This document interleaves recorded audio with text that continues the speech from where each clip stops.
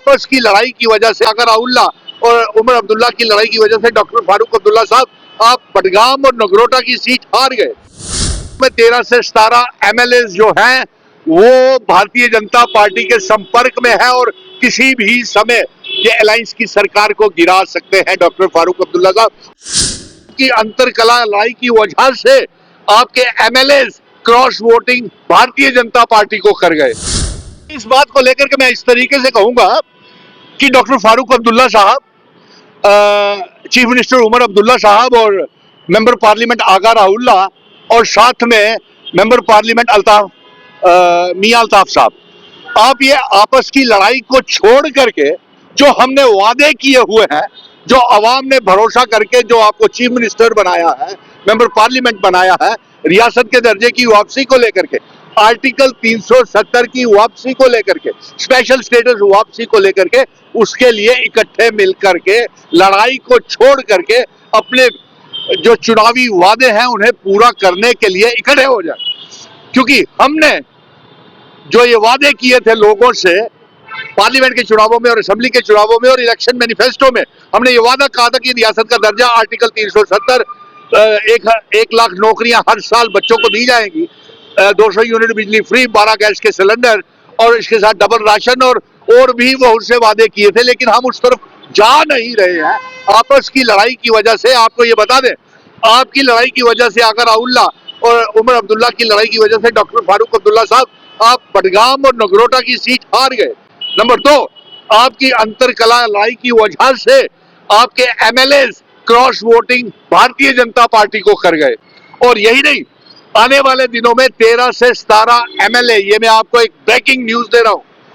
आने वाले दिनों में 13 से 17 एमएलए जो हैं वो भारतीय जनता पार्टी के संपर्क में है और किसी भी समय ये अलायंस की सरकार को गिरा सकते हैं। डॉक्टर फारूक अब्दुल्ला साहब, आपको इसलिए कह रहा हूं, आप एक सीनियर नेता हैं और आपके साथ मिशन स्टेटहुड और मिशन स्टेटहुड के साथ आप पहले दिन 5 अगस्त 2019 के बाद हम इकट्ठे लड़े। अब इससे एक बहुत बड़ी बात और भी बता दो, कांग्रेस जो कल तक कहती थी कि एब्रोगेशन ऑफ आर्टिकल 370 घिसते घिसते घिसा देंगे, वो आज बड़ा मजाक सा बना कि कांग्रेस ने ये बोला कि एब्रोगेशन ऑफ आर्टिकल 370 के बाद कोई फायदा जम्मू कश्मीर को नहीं हुआ। तो मैं ये पूछना चाहता हूं कांग्रेस से कि आपने आर्टिकल 370 की वापसी के लिए कौन सी कोशिश की, नंबर 1। नंबर 2, आप ही के समय जो जम्मू कश्मीर जो मुल्क था उसका इल्हाक हमारे डोगरा महाराजा हरि सिंह जी भारत के साथ करके गए, उसी समय पहले इस मुल्क को आपने रियासत बनाया और प्रधानमंत्री से घटा करके चीफ मिनिस्टर बनाया और चीफ मिनिस्टर से घटा करके भारतीय जनता पार्टी ने आर्टिकल 370 को तोड़ करके हमें यूनियन टेरिटरी बना दिया और उसके बाद 370 को एब्रोगेट कर दिया। और आप कल तक ये बोलते थे कि आर्टिकल 370 की घिसते घिसते घिस जाएगा। आज आपको ये 370 की याद कहां से आ गई? ये भी हमारे मिशन स्टेटहुड की जीत है। और इसके साथ साथ मैं पत्रकार मित्रों आपको एक और बहुत बड़ी बात बताने वाला हूं। 1 दिसंबर को पार्लियामेंट का सेशन लग रहा है और उस पार्लियामेंट के सेशन में एक बहुत अहम बिल जम्मू कश्मीर को लेकर के आ रहा है और ये सुनने में आ रहा है, हमारी ये मांग है कि जो रियासत के दर्जे की